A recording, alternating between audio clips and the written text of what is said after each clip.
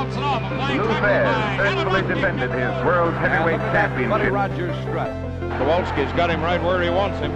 Dory Funk Jr. wanting that World Heavyweight Championship. 10 pounds of pure gold. Simon Felder's Dusty Rhodes has just become the World Heavyweight Wrestling Champion. Presenting the greatest organization in wrestling history. We always deliver on our promises at the National Wrestling Alliance. Yeah, but pretty hard, and look at what are you going to work now? Oh! Hey everybody, it's Durger time. Thank you for joining me once again for another episode of NWA, the Dynasty. We have 15 days left before the end of the Crockett Cup.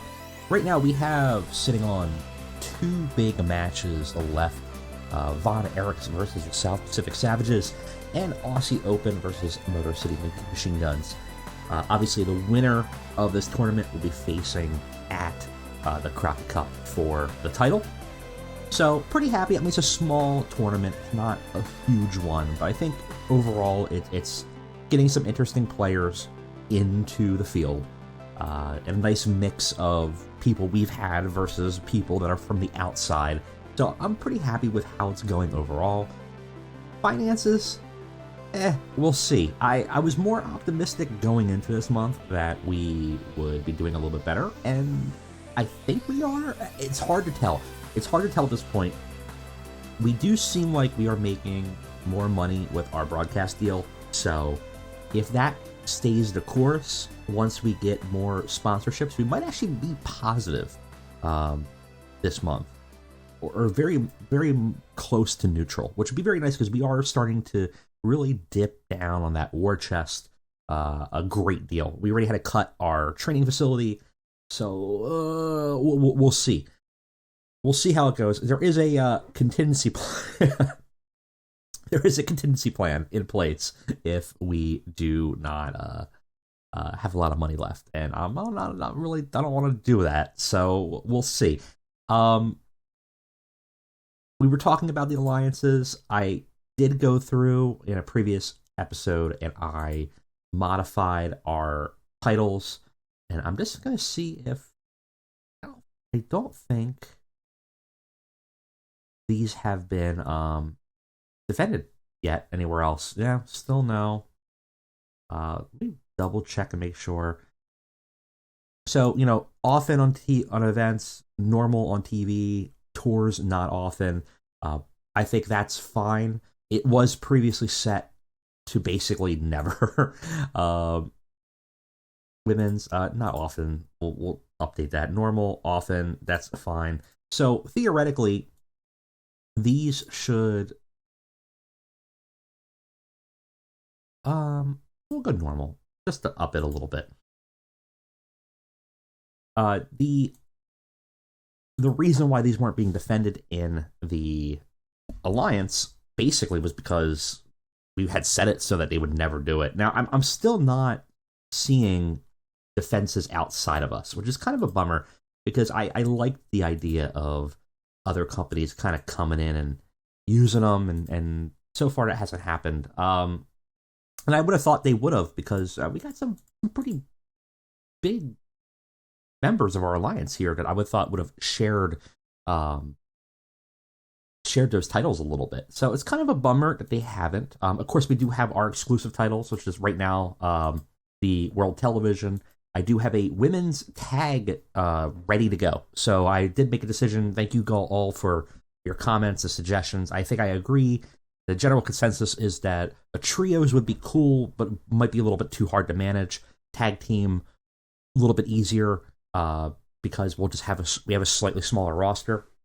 We do need to go through and maybe hire some more female wrestlers. So I think after the Crockett Cup, we'll probably go through, get rid of some people that we don't need necessarily, that we're not going to use, keep some new people, and then do a little bit of a hiring boost, probably to our women's division, which I think desperately needs it. We have some pretty decent star power, but we don't have a lot of people for them in the mid-card to chew through. So that's kind of our issue, and if we're going to have a tag scene, I think we need to have it a little bit bigger just a little bit, maybe like 5 people. So that's sort of the plan going through. But right now we're focused on this tournament. We're focused on all the other trauma. Let's go ahead and let's sim over to the next episode of Worldwide. All right.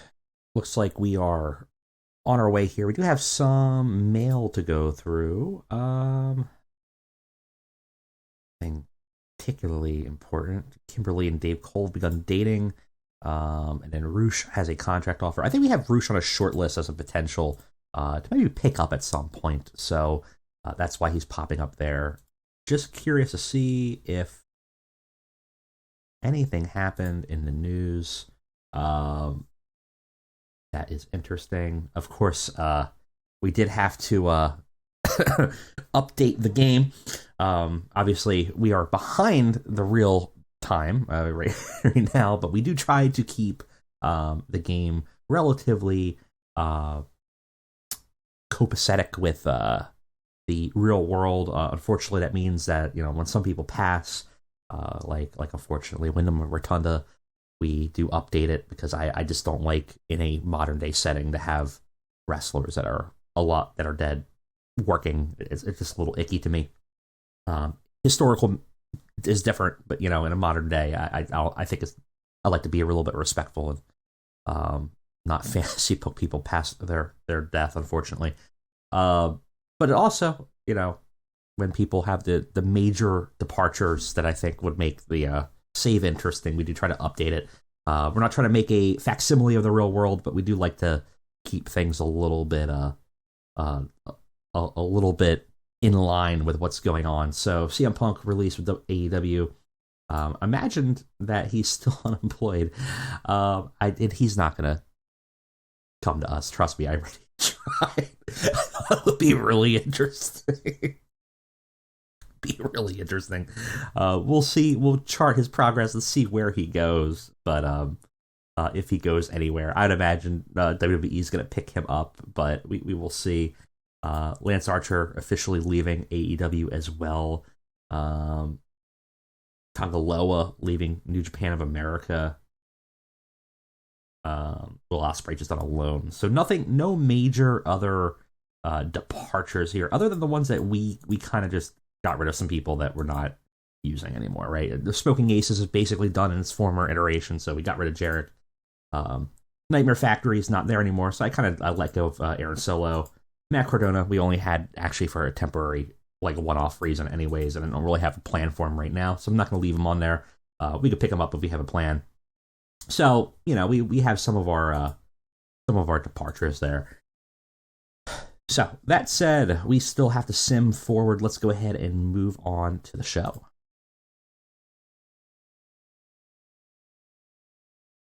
All right. We do have a backstage incident. Just Kerry Morton. We'll see what this has to do. Whoop. And I just blew right past it with a double click. Assuming nothing bad. I hope so, because I just double-clicked right past it. Usually when they're just a singles one, it's usually a positive, like lightning the room kind of thing. We'll go ahead and do an open forum. We have a couple people who are upset. Lance Archer is a little pissed off. Casey Navarro, Jordan Oliver, Black Taurus. Some people that are upset just haven't been on a show in a while, I guess. Which makes sense. We do have that as a problem. But we can manage that just like that. And generally be okay. We are going to be in the NWA arena. Visual Studio. We did up it to 350, so I did make a small investment to increase its size, which should handle the slight increase in fans that we're getting. We were starting at like 260. Now we're hitting regularly 300. So a good movement overall for us. Very happy with that, and that'll continue to benefit us as we kind of go through. It's a cheap, higher cost, which is nice. Of course, the game does allow you to just pick generic venues, and it'll perfectly match it, but I don't like to use that. So. All right, we have a show to book. let's go ahead and get this set, and I'll catch you guys on the flip.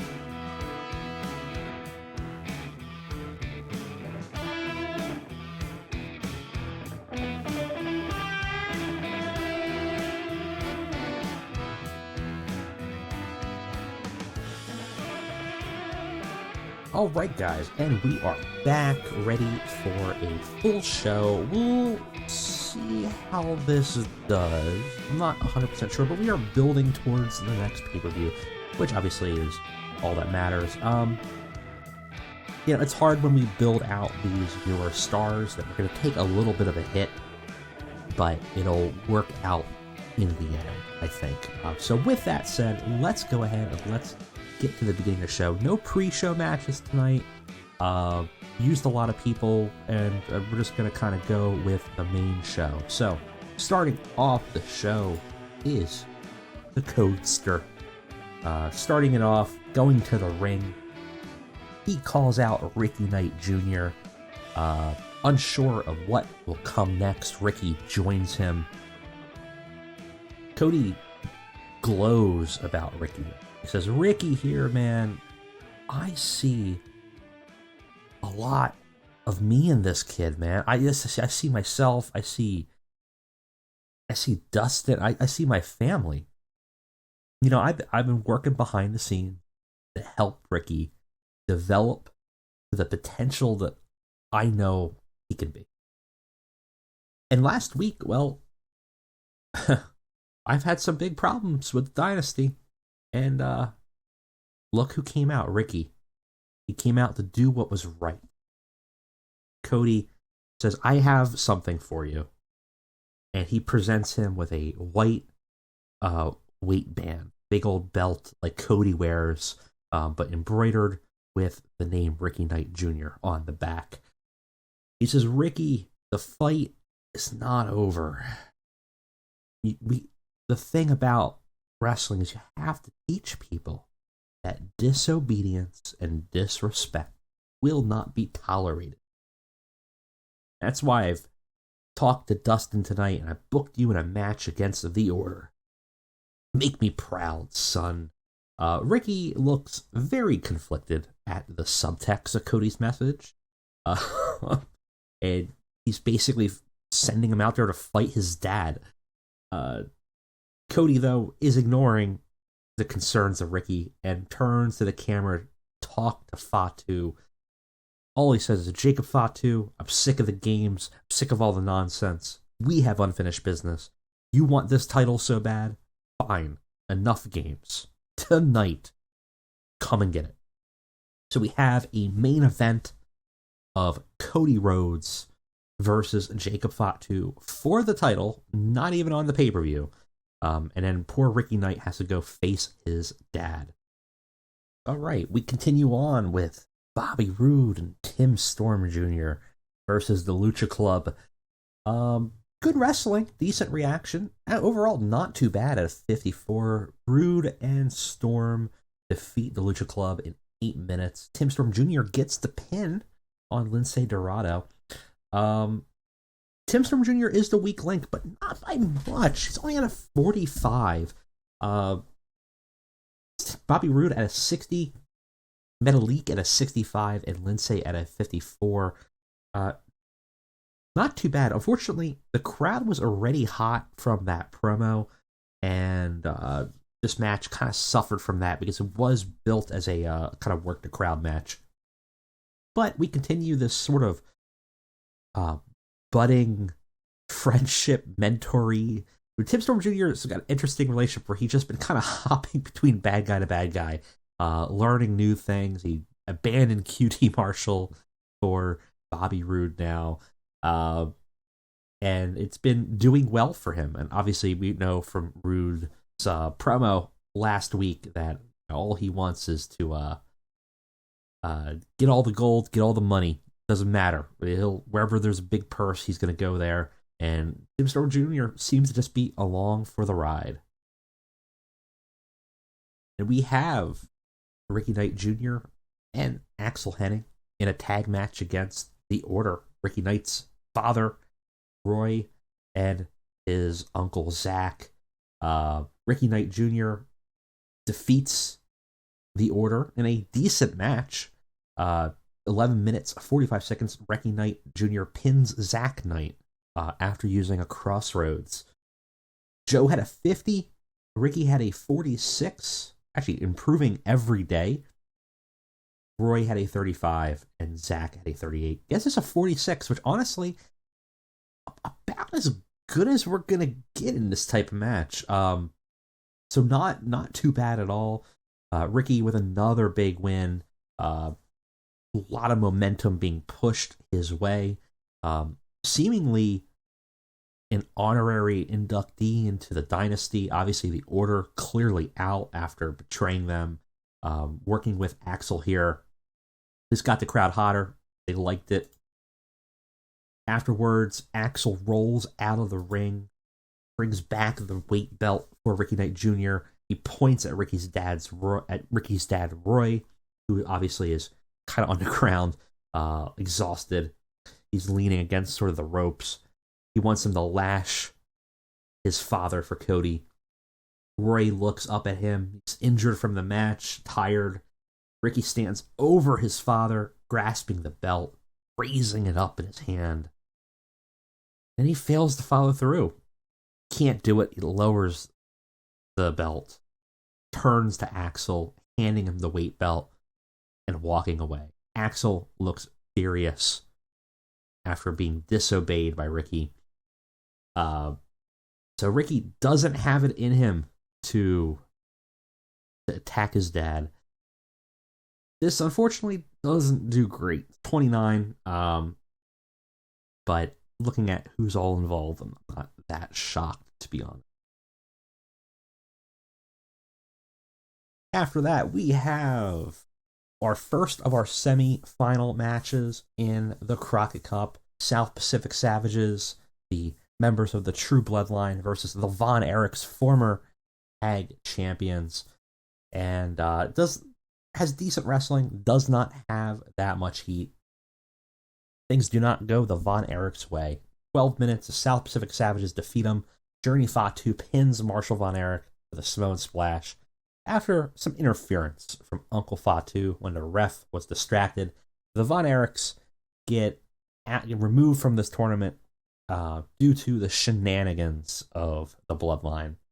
Marshall Von Erich actually head and shoulders above everybody else, significantly, actually even more than Ross here. 56 for Marshall, 46 for Ross. Juicy at a 36, and Journey at a really abysmal 28.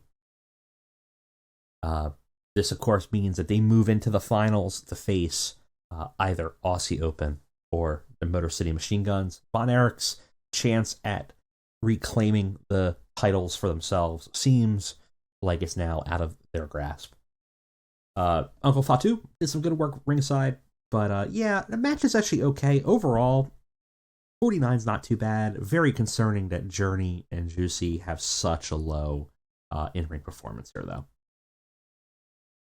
Afterwards, we have Aaron Stevens and his weird cult pet Black Taurus fighting Kerry Morton and Leland Race. Another match, again, it wasn't going to be very good. This is basically a squash match. 7 minutes. Black Taurus and Aaron Stevens defeat Kerry Morton and Leland Race. Black Taurus pins Kerry Morton with an infernal suplex. In terms of in-ring work, Black Taurus was head and shoulders above everybody else, and significantly so. 74 for Black Taurus. Aaron Stevens only had a 50. Leland Race with an abysmal 27, as is Kerry Morton with a 28. Yeah, not that great. Alley Catch ringside. This got the crowd buzzing, though. 42. It's not too bad, all things considered. But yeah, you know, it is what it is. Afterwards, Aaron Stevens continues to sermonize after finding this book of Josephus. He challenges Colt at the Crockett Cup since he has unfinished business. He understands the path forward. He's seen the future. He sees what the book lays out. And he knows that at the Crockett Cup, he needs to defeat Colt and put him in the ground. So he challenges Colt at the Crockett Cup. We get a 55.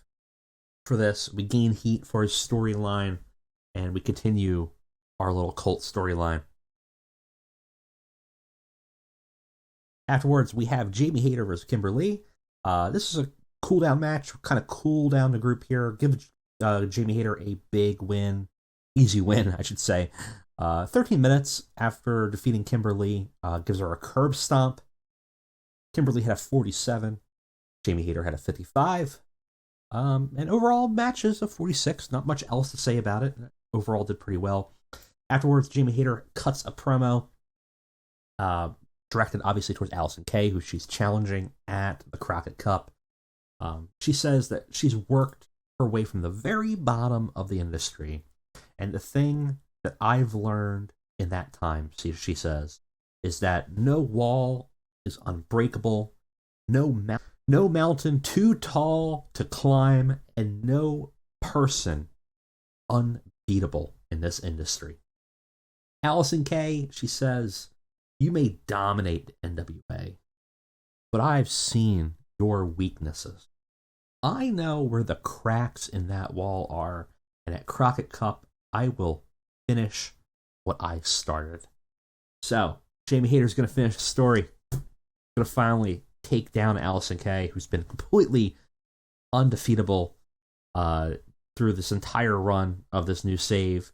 This is a pretty good segment. 52, very good promo by Jamie Hayter here. We have the next of our semi-finals for the Crockett Cup, Aussie Open versus the Motor City Machine Guns. It's a decent match. Ultimately, the Motor City Machine Guns are able to defeat Aussie Open in 15 minutes. Alex Shelley submitted Mark Davis with a Border City stretch. I don't know what is going on with Mark Davis, but Mark Davis for some reason has an 18. Kyle Fletcher has a 50. Chris Sabin has a 59. Alex Shelley has a 63. Aussie Open in the real world rated much higher than in the save. And unfortunately, that spelled doom for them in this tournament, even though I think the finals were always going to have the Motor City Machine Guns ultimately in it. So, Motor City Machine Guns move on to the finals. We'll be facing Journey and Juicy, the South Pacific Savages, for the shot to win the title. Overall, 46 is pretty good. Can't complain about it. Motor City kind of carried Aussie Open here, which is weird to say, but that is kind of how it looks here, and ultimately had a pretty good match. Our main event, bringing it in home for the title, Cody Rhodes versus Jacob Fatu. Will Jacob Fatu be a 2 title carrying champion with the television title and now the NWA World's title? Well, not quite. We have an exceptional match. Cody Rhodes defeats Jacob Fatu in 18 minutes because Jacob Fatu was disqualified when Uncle Fatu ran in and attacked Cody Rhodes. The ref ended up seeing it because there was shenanigans. Ricky Starks also ran in to attack Fatu, but the ref didn't see it. The whole thing was chaos. Basically, the whole bloodline broke down and attacked everybody. Led to a very inconclusive match. Obviously, we're going to run this back, but it seems like Ricky will not let Fatu win.